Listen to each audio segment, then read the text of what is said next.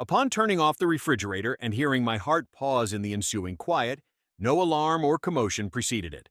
The day was unexceptional, a scorching July Thursday.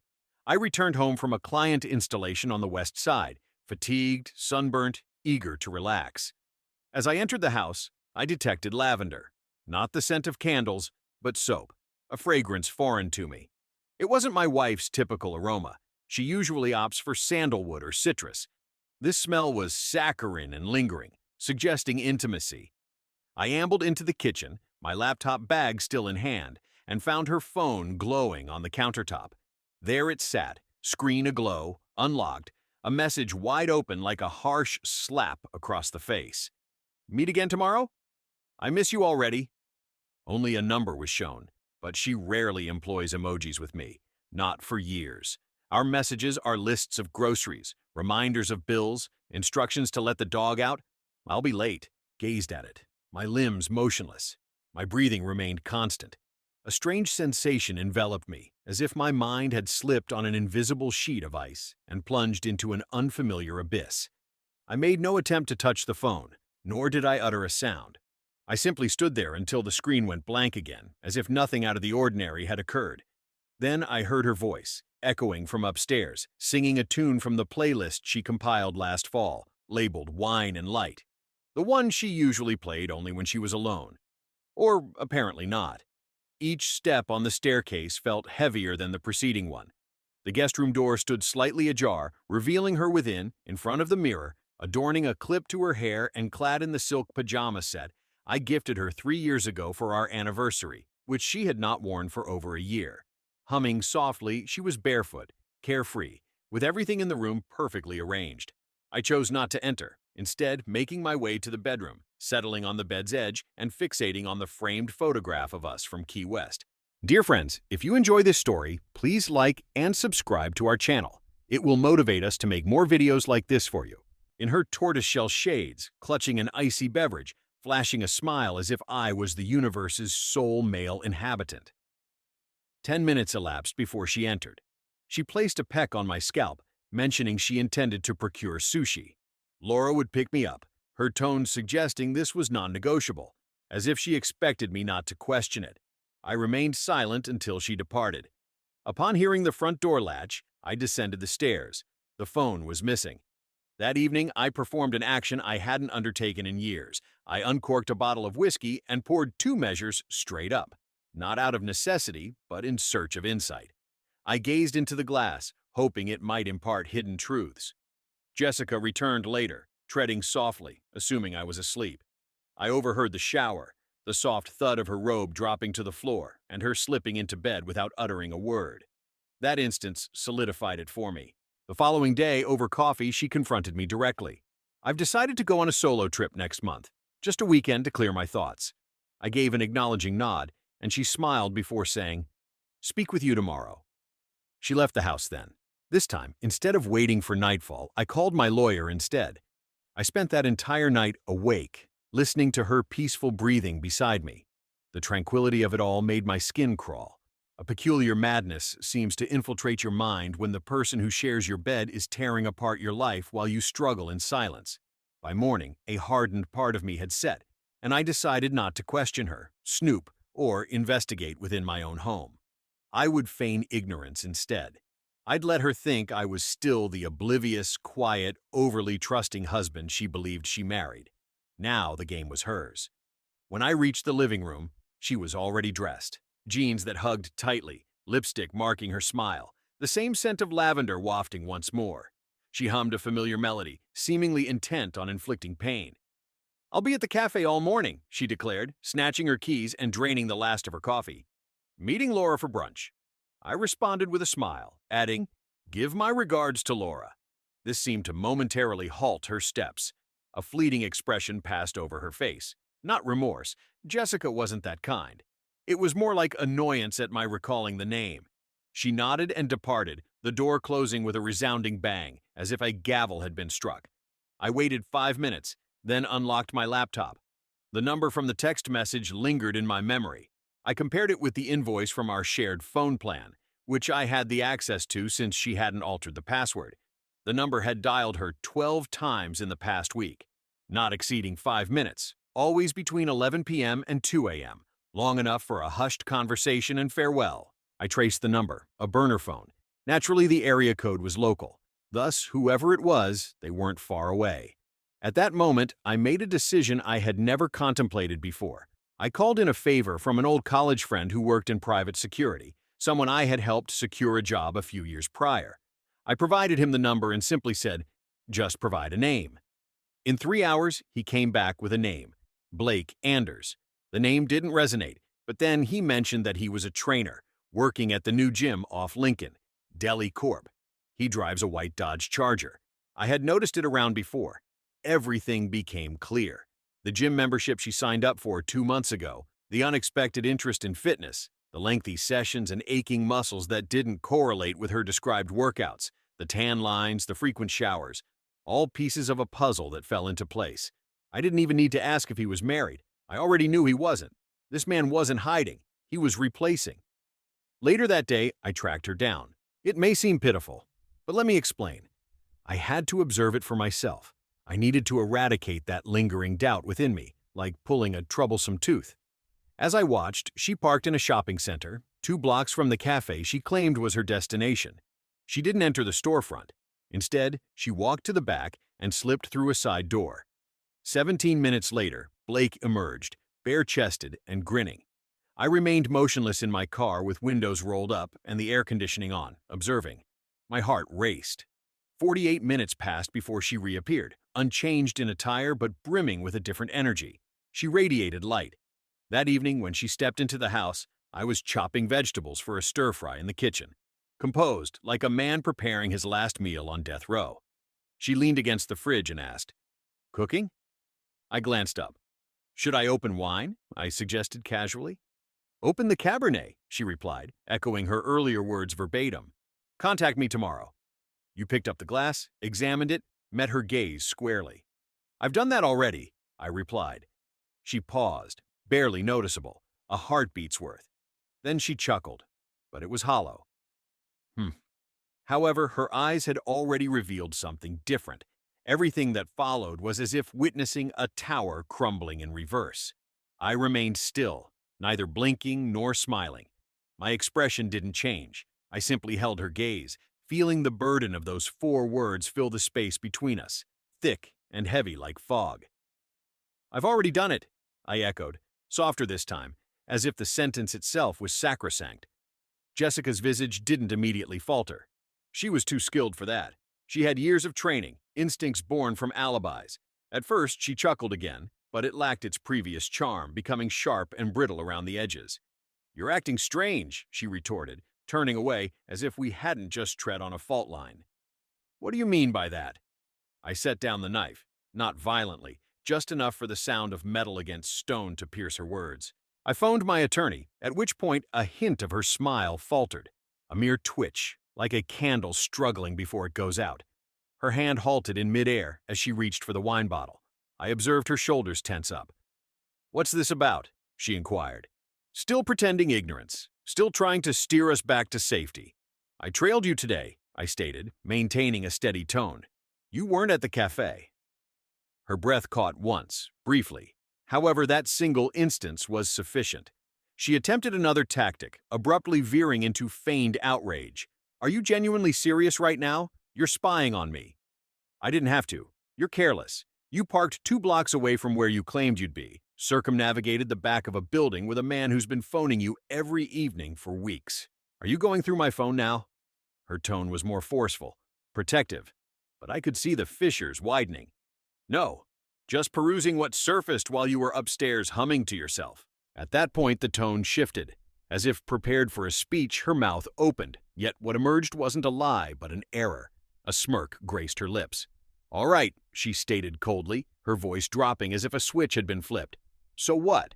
You're suddenly the victim? After abandoning me in this marriage? After I spent years struggling while you were engrossed in work, gadgets, and other things?" She revealed her trump card. Blame. A deflection so swift it could cause whiplash. I remained unfazed. I had anticipated this response. I listened. "You can't pretend to be the martyr now," she continued. You made me feel insignificant for so long, Mark. I tried. I truly did. But you were never really present. She mentioned his name, aloud, as if intending to hurt me with it, as if boasting. It worked, but not in the way she intended. I simply stared at her, because that was when everything became crystal clear. Not solely about the affair or Blake, but rather Jessica, a woman who opted for deceit and tried to use it as a shield, a woman who refused to acknowledge her actions without retaliating against mine. You matter, I repeated. Jessica, you matter so much that I've been sustaining this marriage single-handedly while you were living as a couple with a fitness enthusiast. Now she seemed trapped. For an instant, I noticed something that might have been remorse. However, it vanished swiftly, replaced by spite. You want to leave? She said, her voice harsh now, lips pressed tight. Do it. You're not some rare treasure, Mark. You think I was the only one drifting? Please, you stopped being a spouse a long time ago. I didn't speak up. She moved nearer. You desire to depart? Then leave. But don't act as if you're the innocent one. You never saw me. Not once. With that, she spun away, poured herself another drink of wine, and strode into the living room as if she hadn't just destroyed a decade of shared existence. I stood in the kitchen, allowing the quiet to permeate, enduring the chill. The house seemed altered now. It felt compact and vacant, despite her still being inside. That night, I neither packed nor slept. For in the dawn, I wouldn't be here anymore. The morning was leisurely, as if time were granting me a last farewell before all fell apart. I moved unhurriedly, saying nothing. I traversed the house as if it no longer belonged to me, as if I were borrowing moments in a place already inhabited by spirits. Jessica lay sleeping, spread out on the bed as if she hadn't unleashed a bomb the night before, her robe half open, lips slightly parted, no signs of remorse etched on her face, only tranquility. Such peace doesn't stem from reconciliation. It emerges from detachment. Perhaps she had been absent for quite some time already. I bathed, dressed, and packed 2 bags, only the necessities. My belongings included garments, laptop, office documents, and an envelope containing bank records printed 2 days prior. I ensured a quiet departure. There was just the soft sound of a closing zipper.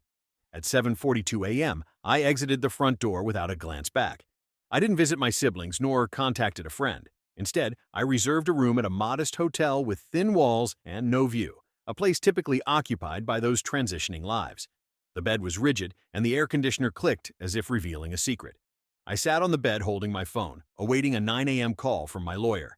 I had my case details prepared: facts, dates, call logs, text timestamps, a list of shared assets. Additionally, I had Blake Anders' gym name, his apartment address, and GPS logs screenshots that my friend obtained. However, before dialing, I browsed through her wedding photographs. Admittedly, I shouldn't have done that. I longed to gaze upon her familiar visage once more, the one prior to her proficiency in deceit. The Jessica, untouched by the art of deception. There she stood, illuminated under a strand of garden lights, chuckling into her wineglass, barefooted on a dock during late summer's twilight, her hand upon my torso, her lips near my ear. In that moment, I glimpsed love, authentic, raw, perhaps profound. Love without loyalty is not love. It's a stage performance. It's a hidden door poised to open. I instructed the action. Proceed with the filing, I declared. My voice remained unshaken. I desired a neat division, no spectacle. Yet I would not depart empty-handed. I possess evidence. The lawyer remained composed and businesslike. He advised we'd initiate with a notice of intent to separate. He promised to prepare the initial set of documents by day's end. He suggested I stay put for now. No communication with her unless it was written. I concurred. At 11:16 a.m., Jessica texted me, "Where are you?" It wasn't humorous. I chose not to respond. At 12:03, the screen lit up as she called. Her name remained Jess, unaltered. I let it ring repeatedly. She called back over and over again. The barrage of texts followed suit. "Mark, what's happening? Did you genuinely leave? Can you grow up and converse with me? You're acting irrationally. The last one. Call me tomorrow." She didn't comprehend that I had already destroyed the bridge she was attempting to retrace. By 2 p.m., an email from the lawyer arrived, initiating the process. The gears were in motion. No more feigning. No more slow-acting venom behind closed doors. However, something unexpected transpired at 3:47 p.m. A knock on my hotel door echoed, not from room service, but Jessica. I stood still as the sound reverberated, hearing her knocks twice more, followed by silence. I didn't need to look through the peephole. I recognized the unique weight behind it, a burden brought forth by betrayal. For a brief moment, I considered ignoring her, letting her knock until she desisted, returned home, and sat with the silence she instigated. Yet, something within me altered. It wasn't a question of curiosity or restraint. I yearned to observe the new Jessica standing at the door now that the performance was concluded and the crowd had departed. I swung it open. She was there in black leggings, a denim jacket draped over a tank top, her sunglasses perched on her head. Stripped of makeup, her eyes were swollen, possibly from weeping, possibly from lack of sleep. Her lips were pressed into a tight line, yet her posture conveyed everything, defiant, unrepentant. "Ah, so this is where you've been hiding," she said, as if we were longtime roommates engaged in a game of tag. I made way without uttering a word. She entered with the air of ownership. The door clicked shut behind her. The space between us filled with tension. She rotated to confront me, her arms folded across her chest. "You truly departed without attempting to converse with me?" "I did," I responded curtly. "But you weren't paying attention." "That's not fair." She advanced nearer, her tone becoming softer. "Mark, you caught me off guard. I assumed you were at the gym or getting coffee, but instead, I got ghosted. Much like a fleeting casual encounter. It was almost comical. You wanted to discuss being ghosted." "For months, you've been vanishing," I stated. "The only difference is that this time, my presence wasn't absent." She winced, but quickly composed herself. "So is this it? You're going to discard a decade-long relationship because of a mistake? A mistake is stumbling over words, for missing a birthday. This was premeditated, Jessica. You concealed it. You had alternatives, and you consistently chose him." Her countenance contorted. It wasn't a look of guilt, but rather anger. "I was seeking something, Mark. I was lonely. I was weary of pleading for your attention. You think this was effortless for me?" "You didn't plead," I countered, moving closer to her now. "You deceived. You lied with words, expressions, actions. You created a secondary life and attempted to keep one foot in this one to avoid losing the safety net." She swallowed heavily. The issue wasn't solely about him. It involved me as well.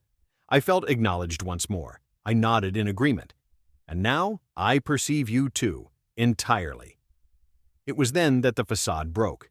Her tone grew sharp. "So, are you flawless? Do you believe you never erred? Did you not weep nights on end while engrossed in your work, barely acknowledging me? That's not an excuse. It's a setup. You opted not to disclose your unhappiness. Instead, you sought validation from another man, rather than your spouse. You don't have the right to rewrite that." Jessica retreated as if struck. However, there were no tears, no emotional outburst, just that same coldness resurfacing. She exhaled sharply. "Very well. If you want a divorce, let's proceed. But don't expect me to portray the antagonist in your tragic narrative. You've already assumed that role." There was an extended silence, a profound, serene one. Then she surveyed the room, offering a wry half-laugh. "Impressive. Budget hotel furniture and a microwave. Quite the setup." "So, that's what freedom appears to be?" I replied, collecting my key card from the nightstand. "Instead, that's what self-respect is demonstrating." She paused and departed without uttering another word. I chose not to observe her departure. I didn't have to. In precisely 36 hours, the storm arrived. Following Jessica's departure from the hotel room, I assumed that was the end. I firmly believed that moment represented the concluding blow, the complete break, the cutting of 10 years into a single, painful, indelible hour. However, Jessica wasn't one for a tranquil exit. The following day, I received a call from our shared bank. "Hello, Mr. Redmond. We've noticed some uncommon activity on your account." Unusual was an understatement. Jessica had moved $12,000 from our savings to a newly opened checking account in her name. Although not yet illegal, the action was premeditated, swift, and calculated. I suspected she'd been planning it for some time. I remained composed. I contacted my attorney, informed him about the situation, and he submitted a motion to temporarily halt non-essential joint accounts until our divorce agreement was finalized. My spouse had initiated the financial conflict first. In response, I took a legal action second. However, the matter didn't end there. That night, I received a message from my mother. "Mark, why is Jessica accusing you of abandoning her?" A text followed from my sister. "Didn't you leave without saying anything? She seems to be in distress." Then came a message from my friend Tony. "Bro, she claims you've been emotionally cheating for a year?" "That's true." I stared at the screen, one accusation after another, one distorted narrative followed by another. She was constructing her image anew, using me as the crumbling base. The woman who had smirked in my hotel room, who referred to me as invisible and exited triumphantly, was now portraying herself as a victim. She launched a full-scale damage control campaign. Posts on social media conceal their true intentions. Often the one you least expect can inflict the most pain. Photos of her laughing with friends, a glass of wine in hand, accompanied by the caption, "Healing isn't straightforward, but it's genuine." She was constructing an image, and constructing my downfall, but I didn't react. I didn't respond. I didn't defend. Instead, I chronicled. Each message, each post, each account withdrawal, each date, each deception, in silence, meticulously, allowing her to craft her narrative publicly while I prepared my case in court. Then arrived the letter. 3 pages long, handwritten, slipped to the hotel front desk in a cream envelope with my name and cursive script on the front. Within was her last effort to rewrite our history with ink. It began with remorse. "You were my universe once." Then rationalization. "You disappeared from my life, Mark. I had to find a way to live." Then manipulation. "If you proceed with this, remember it will devastate me. Blake is no longer part of my life." That final sentence hung there like a jest. Instead of believing she destroyed our marriage for an inconsequential person, what truly astonished me wasn't her deceit. It was the name on the letter. She didn't sign it as Jessica. Instead, she signed it as the woman you abandoned. There was no apology, no acceptance of responsibility, only accusations and elegant handwriting. I chose not to respond. Instead, I forwarded the letter to my attorney, and I vacated the hotel room, not returning to our shared home. That place no longer belonged to me. I rented a temporary downtown apartment. No personal mementos, no framed pictures, no joint closets, just 4 bare walls and a key that only opened for me. I didn't seek tranquility. I anticipated revenge, disturbance, perhaps even insincere tears meant for her audience. But what Jessica did next was not just another blow. It was a calculated attack aimed to humiliate, not merely hurt. 2 weeks following the delivery of the letter, after the prolonged silence, legal paperwork, and my discreet relocation to the downtown apartment, I was tagged in a Facebook post by none other than Blake Anders. His personal account showcased a public post deliberately, featuring a photo of him with Jessica, both laughing. Her legs were tucked beneath her like a schoolgirl, his arm around her waist. The scene was set against what appeared to be their gym's rooftop patio, with wine glasses in sight. The caption read, "Sometimes you don't find your person until you're truly honest with yourself." The comments were filled with congratulations from friends, some mutual acquaintances I barely recognize now. Their happiness for the couple was clear. "You two look amazing together. So happy for you both. You deserve this, and real love wins." However, that last comment. She wasn't just moving on, she rewrote the entire script. No longer the cheating spouse, but the courageous individual who chose herself, found love, and departed from an emotionally distant husband who didn't acknowledge her light. As for me, I became the unseen antagonist in her narrative, the gray area that no longer existed in her life. That same day, my lawyer delivered a draft proposal from Jessica's legal team. She sought the house, the furnishings, alimony for 5 years, and surprisingly demanded half of my business's passive income, claiming emotional involvement in my achievements.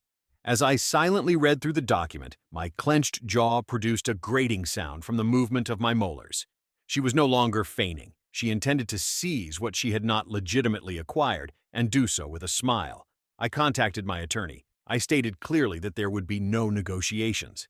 We were going on the offensive, uncovering every receipt, message, timestamp. I wanted this case to be meticulously documented. He concurred. However, despite the legal machinery moving forward, what troubled me was not the monetary aspect or the deceit.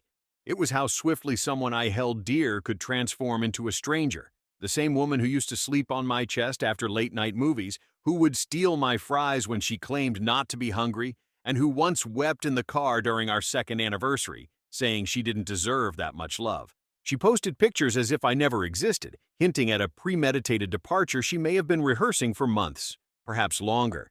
This wasn't an impulsive betrayal, but one carefully planned. I was the denouement in her old storyline, and Blake was her grand finale. The courtroom lacked the dramatic flair of movies. There were no outbursts, no gavel slams, and no one shouted "objection" as if we were in a legal thriller. Instead, it was cold, sterile, clinical. The room was beige with uncomfortable benches that made even the sturdiest backache after 20 minutes. Jessica sat opposite me at the petitioner's table, impeccably composed. Her hair was neatly pinned back, she wore a black dress, and her makeup was subtle, the quintessential grieving wife image, crafted with precision. Her lawyer, a tall man in a navy suit who exuded the practiced smirk of someone who'd been through this countless times, sat beside her flipping through his notes as if we were discussing parking violations, not the dissolution of a decade-long marriage. I was the one left on the witness stand. I donned a navy suit with no tie, avoiding a formal appearance. I aimed to look organized, yet not as if in court. The magistrate posed queries. My counsel responded, followed by Jessica's. Then came the financial declarations, including joint accounts, properties, and assets. Subsequently, Jessica's legal team referred to her non-financial contributions. Their implication was that she had invested emotionally into my business, stayed up late for its growth, made sacrifices. They sought a share of the company's worth based on these contributions. That's when I handed over the USB drive, emails, calendars, and a spreadsheet comparing every weekend claimed to be working late during the past 9 months with gym logs, GPS data, and call records from her secondary phone number. It wasn't merely about exposing the affair, it was about invalidating the claim of contribution. Jessica didn't construct my business, she didn't sustain it. Her absence from the scene predates Blake's arrival. In court, her expression scarcely altered as the evidence was presented. A mere tensed jaw and a sluggish blink betrayed her unease. Beneath her composed exterior, I sensed she hadn't anticipated a trail of documents. Her attorney leaned close to murmur something, and her lips flattened in response. Then began the cross-examination. My lawyer approached cautiously, respectfully, directly. "Mrs. Redmond, during the dates you mentioned, you claimed to be working nights on campaigns. You concur with that statement?" She nodded. "Yes. And can you clarify why your location data suggests you were at 428 Lincoln Avenue, Mr. Anders's address, during those evenings?" She hesitated, then faltered. "I was visiting a friend, a frequent visitation, multiple times a week for 3 months."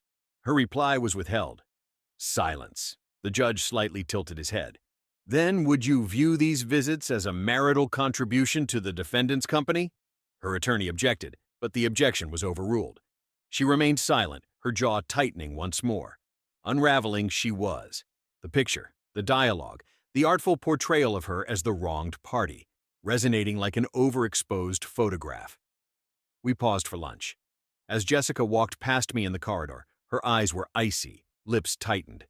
Then she murmured, just audible enough for me to hear, "You think this gives you an upper hand over me?" I remained unmoved. "No," I replied. "It merely gives me liberty." She looked at me for a moment, something flashing in her eyes. Perhaps anger, possibly regret, maybe just the recognition that the story was slipping away from her like sand. She left without uttering another word. In the afternoon, the judge dismissed her plea for a share of my business. He ordered the property to be sold and the profits divided. No spousal maintenance, no alimony. The courtroom cleared as if nothing had occurred. Jessica avoided looking at me again before she departed through those double doors in quietness. I watched her leave without a sound. I didn't wish for her departure. Rather, it served as a grim reminder that even the most captivating deceptions eventually lose their appeal and are abandoned. The initial dawn that found me solitary in the novel apartment was like standing in the heart of an abandoned cathedral, where whispers of something holy lingered but no divine presence remained. Bare walls devoid of images or adornments echoed the constant hum of the refrigerator and occasional pipe groans. I brewed coffee in silence, with no second mug ready on the counter, nor a casual morning kiss from someone hastily exiting. Yet, there was an odd comfort in this void, the lack of pretense, I no longer scrutinized her social media, had deleted Blake, silenced mutual contacts, and extricated myself from shared narratives. The courtroom hadn't provided closure, but it had granted me space, a more precious asset than I had imagined. The world kept turning, my business thrived, and my inbox overflowed. Life didn't crumble. Instead, it stopped feigning. Occasionally, instances struck painfully. For instance, when our old home appeared on Zillow, the very room where we danced together was now adorned with artificial plants and another's furnishings. The estate description omitted details like the faint crack in the kitchen tile from her broken wine glass during our third argument, or the section of wall we painted together in the dead of night, filled with laughter. Instead, it spoke only of square footage and natural light. I didn't weep, yet something within me constricted, like a string being tugged behind my ribs. Then, several days later, I encountered Laura, the very same Laura who was Jessica's supposed alibi throughout the ordeal. She hesitated near the 4th Street bookstore, looking unsure if she should approach. "Hello," she said. "Mark?" "Laura." I nodded, maintaining an even tone. She paused, then approached me.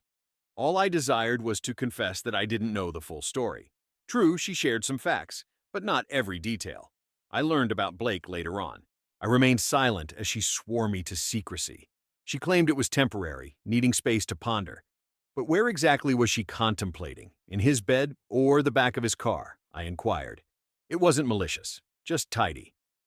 Laura sighed. "I'm sorry. I know it doesn't carry much weight now, but I should have spoken up." Instead, I nodded once more. We each make our decisions. Our paths diverged without further words. That night, I tackled the last unopened box I had shunned since moving out.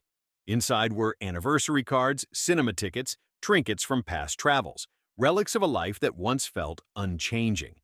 I didn't destroy them or discard them. Instead, I repacked them, closed the container, and pushed it beneath the bed. Not because I desired to keep them, but because I wasn't prepared to feign they never existed. Healing isn't a montage of dramatic scenes. It's not a fresh romance mending past wounds. It's a quiet Tuesday evening when you don't conjure her name while brushing your teeth. A solitary dinner where there was no compulsion to send a message about my meal. A tranquil Sunday with silence being merely quietness rather than a penalty. I wasn't completely healed, but I had stopped bleeding. The relationship didn't conclude in flames. It fizzled out into apathy. Several months later, by chance, I ran into Jessica on a downtown street fair. A secondhand bookstall was where I spotted her, with a smile playing at the corners of her lips due to something Blake said.